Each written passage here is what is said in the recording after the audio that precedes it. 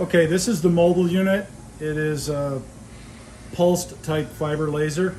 It's very good for parts that are not very robust, like say a thin panel or an airplane, maybe an airplane panel or something that needs to be preserved its integrity. So this is 100 watt, and it's as you can see, it's a suitcase. So it's been turned on, and I just powered it up. I'll remove the lens cap, and inside the lens cap is a motor, just like a traditional laser.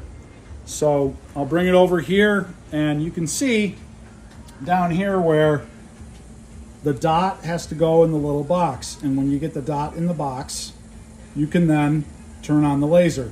So here's a part up here that's corroded right here, and I'm going to clean it.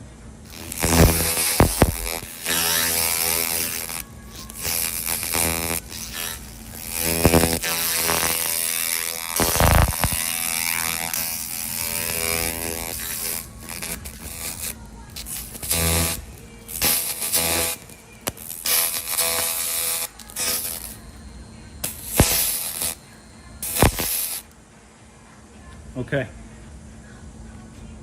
And then you can